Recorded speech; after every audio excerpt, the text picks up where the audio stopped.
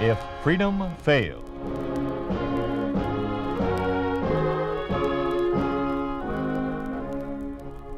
We'd like to take you on a visit to a town that doesn't exist. A town we call Springfield, USA. We'd like to show you how things would be in any American town if communism took over. This is the story of what happens to freedom of thought under a communist regime. Mercedes McCambridge stars as Ann Bishop in Tears for Miss Bishop.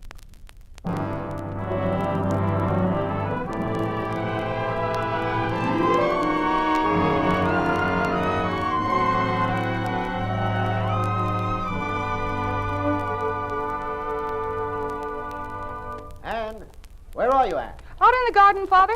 An old friend of ours is here to see us. Oh, Dean Maxwell. Hello, Ann. How nice to see you again. And you? Sit down, Tom. Will you have a drink? No, nothing, thanks. And how is my favorite educator? Oh, a little grayer, a little older. That's about all. Anne, Dean Maxwell has some interesting news for you. Yes, Ann, and I won't keep you in suspense about it. I put in the request for you to join our teaching staff at Midwestern, and it's been approved. Oh, wonderful. Here's your certificate and a note of approval from the communist leaders in charge of education. Oh, and when do I begin? 3 weeks, the start of the fall term. May God have mercy on your soul. Oh, Dad doesn't have much confidence in my ability as a teacher. But I have to be doing something. Oh, no, it's not that. You know it isn't. But what? Anne, honey, I've tried to protect you from what's going on. I've been pretty well able to do that up until now. But now, for almost the first time in your life, you're going to be on your own. You'll see things and you'll find out about things that... Henry, I'll give our girl all the help I can. You know that. Yes, I know. If it weren't for you being there, I'd be a lot more frightened. Well, I, for one, don't understand what all the fuss is about. I speak 5 languages and speak them well, thanks to you, Father. I can certainly teach them to others. So stop pulling those long faces, you two. All right, then. And now I have 1,001 things to do to get ready. So if you'll excuse me, Dean Maxwell. Certainly. I'll be upstairs if you want me for anything, Dad. All right, dear. Tom, please take care of her. Promise me you will. Yes, Henry. I promise.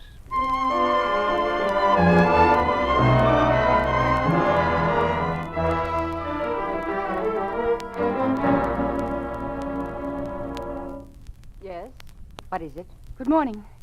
I'm Ann Bishop. I believe that I... Oh, yes, Miss Bishop. Dean Maxwell is expecting you. My name is Anderson. How do you do? Now, there are a few questions I want to ask Miss Bishop. Oh, but my appointment These is... questions come first. Your full name, please. Anne Marie Bishop. Other names by which you are known. I beg your pardon? Other names, aliases. Names used in party work, etc. No. None. Mm-hmm. Now, your party number. I'm not a member of the Communist Party. Really? Well, this is most surprising. You have your certificate, do you? Well, yes, everything's in order. But I don't understand. We've never permitted a non-party member to teach here. Does Dean Maxwell know about this? Yes. Did he have anything to do with securing your appointment here? I believe he put in the initial request. I see. My language experience has been entirely practical. My father and I traveled a great deal before the communist... That is, before travel was restricted. Your father? Oh, Miss Bishop, are you related to Commissar of Culture for this district? Henry Bishop? He's my father. Oh, well. Well, of course, that explains a great deal. Please go right in, Miss Bishop. I'm very sorry that this took so long, but you know how it is. Rules and regulations and everything. Yes, I know how it is. Thank you, Miss Anderson. Miss Bishop to see you, Dr. Maxwell. Come in, Miss Bishop. Thank you. Please take a chair there. There are several things that are required of me in meeting a new teacher at Midwestern People's University. First, in the name of the people and of the Communist Party, may I welcome you to this school of learning. Second, I have a statement to read. Here it is. Every teacher in this institution must study thoroughly the broad, many-sided, and extremely significant science of society, which is communism, in order to work with maximum consciousness and clear purposefulness for the cause of communism. This is the society of the laws of the development of society, of the laws of the development of the proletarian revolution, of the victory of communism. Above all, remember, political orientation and loyalty to the work of communism are the principal traits of the good teacher. Now, Miss Bishop, do you understand everything I have said so far? Well, not quite, Doctor. You see, I thought that I was... Miss Bishop, I will repeat the question. Do you understand everything I have said?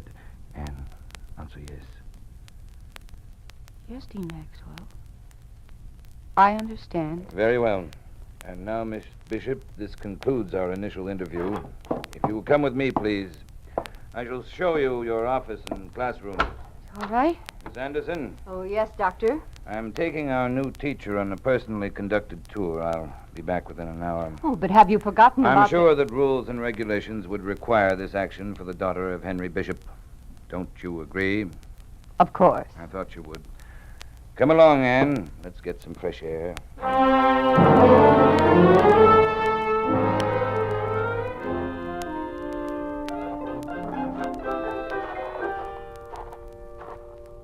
I'm all confused with what's going on. I don't make head or tails of it. Confusion is the order of the day, Anne. That's why I wanted to talk to you out here. It's the only way I can straighten you out before you make a mistake. Mistake? Any little error, any departure from the prescribed methods could mean your ruin here.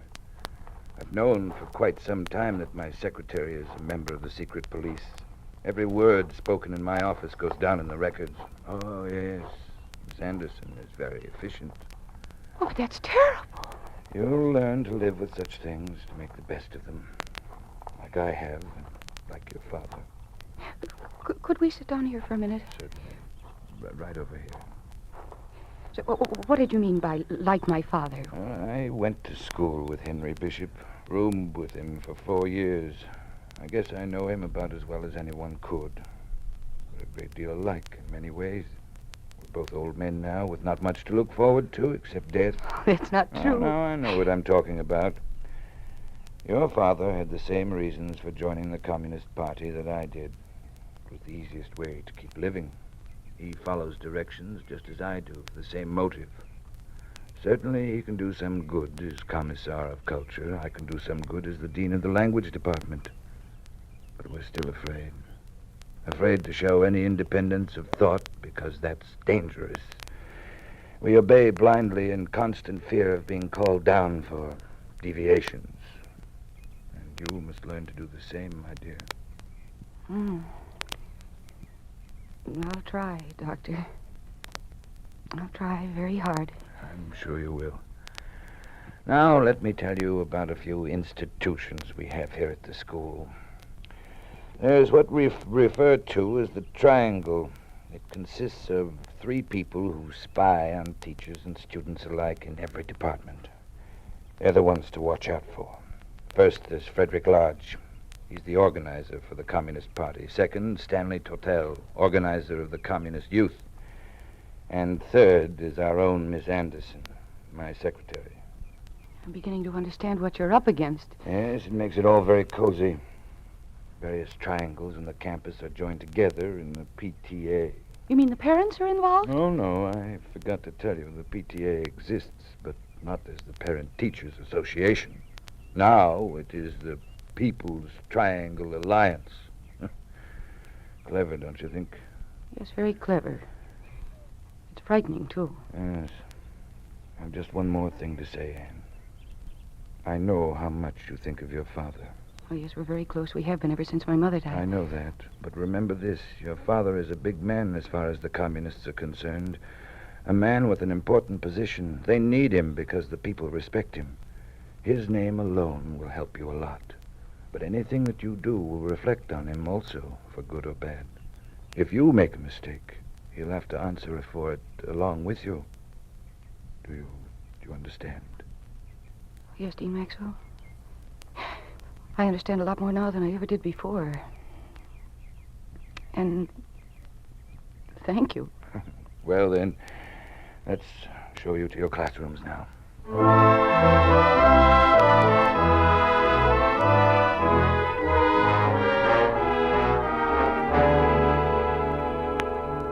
You have the report. report to Miss Ann Bishop's hotel. Yes, I do. Read it, please. Subject teacher does not display proper political orientation. On 4 September, she made the statement in front of the class that the French textbook was outmoded, backward, and ridiculous.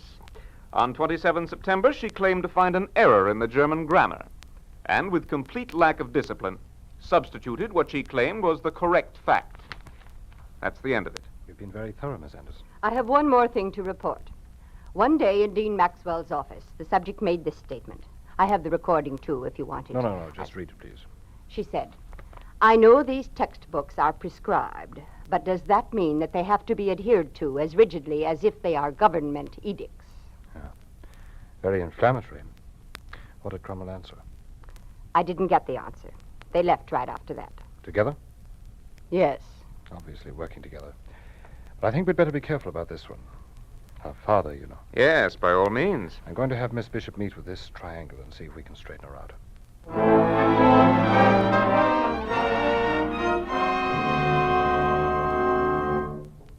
Will you have a chair, please, Miss Bishop?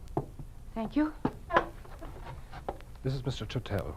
I'm Frederick Lodge, and I believe you know Miss Anderson. Yes, I do. Out of consideration for your father, we've decided to permit you to appear in person to answer certain grievances which are held against you. So may I ask exactly what these grievances are? We're informed that in some of your classes, you no longer use the textbooks that are recommended, that instead, you're using your own methods of teaching. That's true.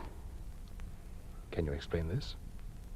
When I find a mistake in a grammar, it's a mistake, no matter who wrote the book. Miss Bishop, whatever the leaders say is correct. Is correct. That goes for even a rule of grammar. And if tomorrow some other rule is prescribed? Then that will become correct. I think that we'll have to... When will you finally grasp this simple proposition? But isn't there such a thing as truth? No. Truth is a metaphysical abstraction. Miss Anderson, we... But isn't communism a truth, then? Only as long as it is ordered. If tomorrow the leaders disown communism and adopt something else, then that will become the only truth. Now, wait just a minute. This is getting entirely out of hand. Miss Bishop, we want to give you every consideration, as long as you contain yourself within the borders of considered judgment. We're bending over backwards to be reasonable. Perhaps you've forgotten both your responsibility to your leaders and to your father? I'm sorry. I apologize if I have been reactionary. I shall try to conform in the future. No, that's more like it. Your remark just now shows an entirely different spirit. We'll be examining your future work with interest, Miss Bishop.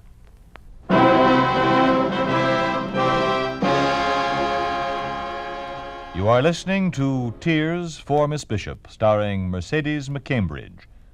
A story of the way things could be if communism took over.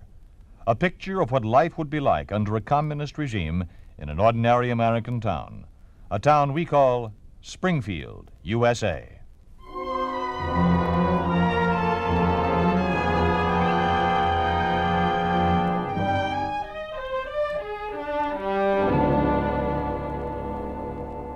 Traduisez l'exercice, s'il vous plaît, Monsieur Martin. Oui, mademoiselle. L'histoire américaine. La traduction, je vous prie. Pardonnez-moi. The American history. The colonies were settled as an outthrust of capital, of British capitalism. During the colonial period, 2 exploiting classes. C'est correct? 2 exploiting classes appeared in the new land. The capitalists of the North and the slaveholders of the South. Thus, at the time of the War for the Independence, the War of Independence, the people were subjected to a triple exploitation by the English bourgeoisie, by the northern capitalists, and by the southern slaveholders. Très bien. Le phrase suivant, mademoiselle Turner, s'il vous plaît. En anglais ou en français? En anglais, comme Monsieur Martin. The slave system was deteriorated. Classe? C'est bien, encore, mademoiselle. The slave system was destroyed, but the people did not win freedom. Following the death of Mr. Lincoln, or following the death of Lincoln, who was killed by an assassin, bribed by capitalists and slaveholders, the northern bourgeoisie established a dictatorship, which was continued until it was overthrown by the Communist People's Government. C'est bien. Enfants, mes élèves. Pardon, mademoiselle. Oui, monsieur. Puis-je parler en anglais? Yes, go ahead. Do you have a question? Well, Go ahead. Well, not about the translation, but about what it says. I have some books at home that cover the same material, and there's nothing in there about a dictatorship of the northern bourgeoisie. It talks about the Bill of Rights and the Constitution and several other things. Please, class, s'il vous plaît. Mr. Martin, I believe that you should check with the authorities to see if your books are on the approved list. As you know, times change, circumstances change, things, viewpoints change from time to time. And what we think is right today may prove wrong tomorrow. I know that you have asked these questions because of an honest desire to find the truth. All I have to say is that this quotation on American history is taken directly from an approved book. And I wouldn't think too much about it. After all, it's only an exercise in grammar. And now back to the French. Enfin, à 75, nous trouverons une promenade dans les rues. Si vous avez souvent visité une ville...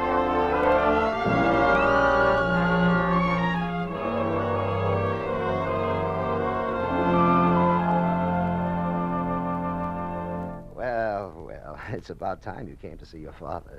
Hello, Dad. Give me a kiss, huh? Mm-hmm. How's that?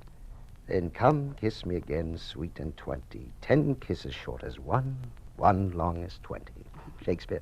Oh, from what? 12th night, Act 2, Scene 3. Ah, you old faker.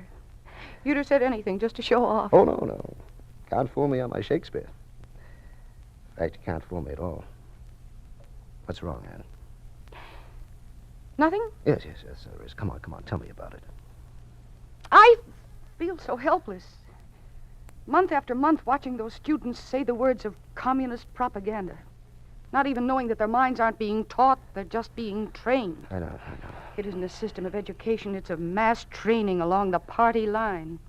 Here, look at these. These are orders for the teachers. Listen to this one. Mathematics teachers will choose or devise problems which involve the application of mathematical knowledge to military affairs. That is an order. And here's another one. Physical education in our school is most intimately related to the cultivation of communist morality and the traits of Bolshevik character in the students. And they have that same sort of thing for every class in the college. Anne, you can't fight it. There's nothing that can be done. That's the way things are. That's all there is to it. But there's not even any pretense at real education or freedom of thought or any development of those good young minds. It's a case of teach these things because we say they are true. Anne, I'm glad you feel this way. I'm very proud of you for realizing what we have lost, what we may never be able to regain. I've been so wrong trying to live with them, trying to compromise with myself just to keep on living. Oh, it's not your fault. Yes, it is. It's the fault of every one of us who lets this sort of thing go on. They came here last week, 16 of them, with a truck. They went into my library and took nearly every book. All except a few that were on the approved list. All my beautiful books. All my life went out of that door with them. You see, Anne, they're afraid of the truth those books contained. Oh, Father, I'm so sorry. I am. I'm so very sorry. I've made my decision, Anne. Tomorrow I'm resigning my position and resigning from the party. I have only one thing left to do. That's to die as an honest man.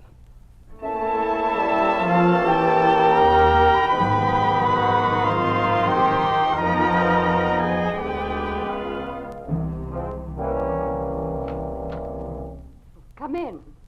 Come in, Miss Bishop. Close the door, please. I have a note here, Miss Anderson.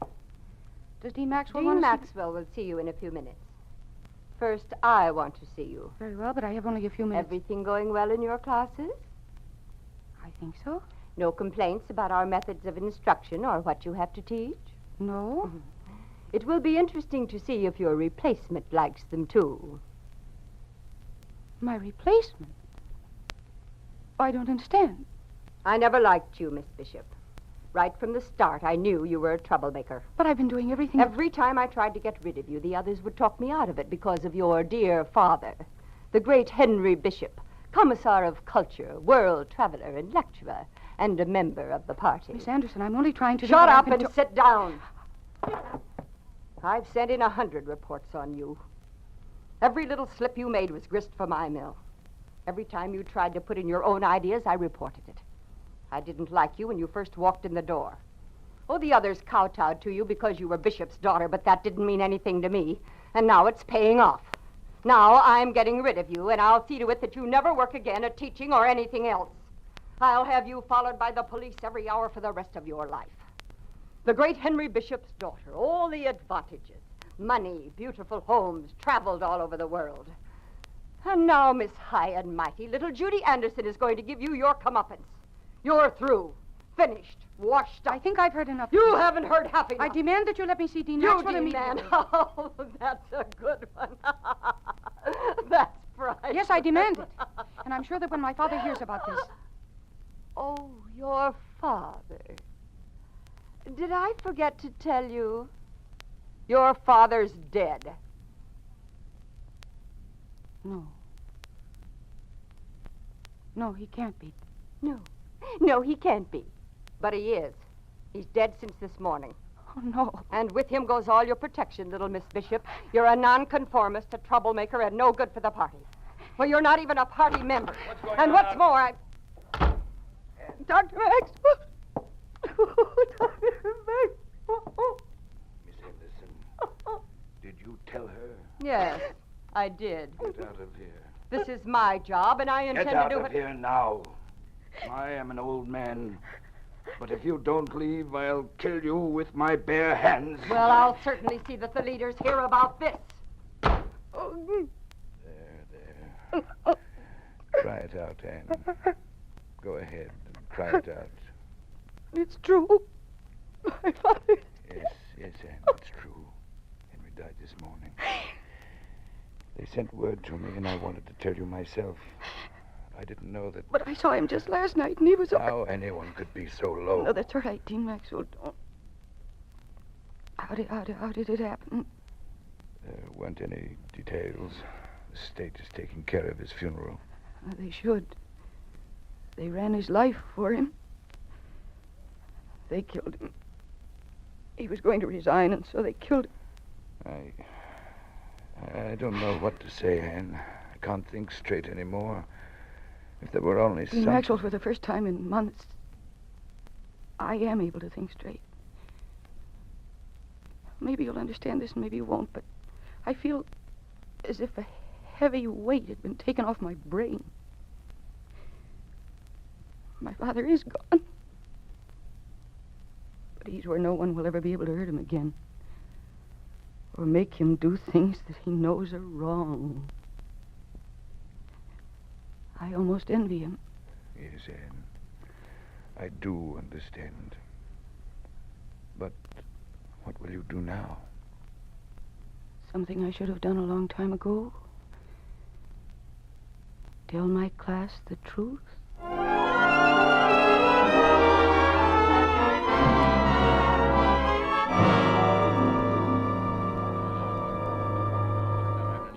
Class, please. Please, I beg you to listen carefully to what I have to say. And to remember it well, because I have only a few minutes to talk to you, and then you'll never hear my voice again. This is my last lesson with you. During the months that I have sat in this chair and watched you progress in your studies, some of you have become my friends. And others of you are my enemies. You are spies in a police state that is ruled by fear and treachery. Miss Bishop, that's treason that you're talking. Anyone who wishes Are you out of your mind? Anyone who wishes to leave may do so now. You'll get us all in trouble. I'm going after the authorities. And the rest of you had better leave, too. Please. If you want to leave, if you're afraid of hearing what I have to say, I'll understand that. Good. Then listen to me carefully. The hope of the future is in the same place it always has been. In the minds of young people like you. In the students of today. But today you are not students. You are only workers in a school.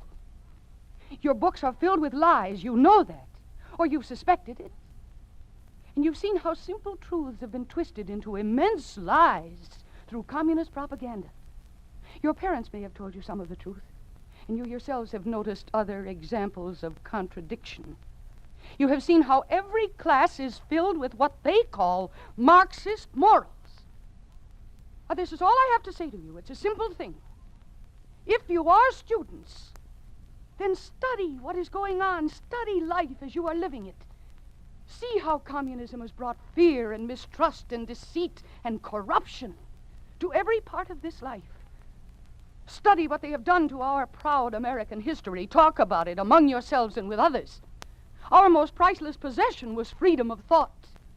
Without that, we're nothing but animals obeying orders of our masters and cringing beneath their whips. But they are afraid, too. Afraid of the truth. Truth is a powerful weapon. They know that. They know that their lies can no longer exist if the truth is told. And you, as students, must search out that truth and let it be known. Only then will the world regain its freedom. There she is. Miss Bishop, come with us, please. Yes, Mr. Light. Everybody keep quiet and remain in your seats. Well, Miss Bishop? Yes. I'm coming.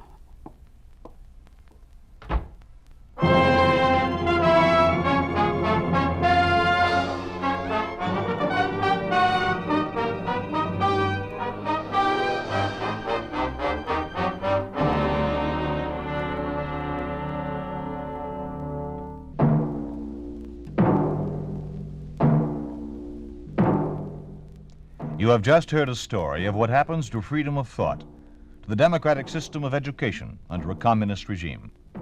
This is what would happen to our American system if communism ever gained control. You think this could not happen? It is happening right now today in every country dominated by communism. It did happen to Dr. H.C. Burckhardt in Soviet Russia. After living the events you have just heard, Dr. Burckhardt disappeared from Russia as an enemy of the state.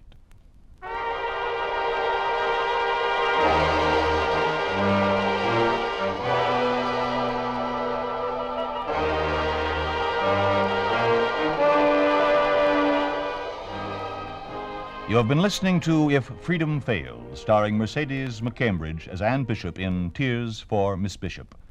Raymond Burr was Dean Maxwell, Lou Krugman was Henry Bishop, and Isabel Jewell was Miss Anderson. Completing the cast were Dan O'Herlihy, Byron Kane, Sam Edwards, Lamont Johnson, and Donna Hayner. Music was composed by John Hicks with musical direction by Michelle Perrier. Tears for Miss Bishop was written for If Freedom Failed by Robert C. Vinson. Produced and directed by Will Scott. Sergeant Lloyd Ayers speaking. This program has come to you through the worldwide facilities of the United States Armed Forces Radio and Television Service.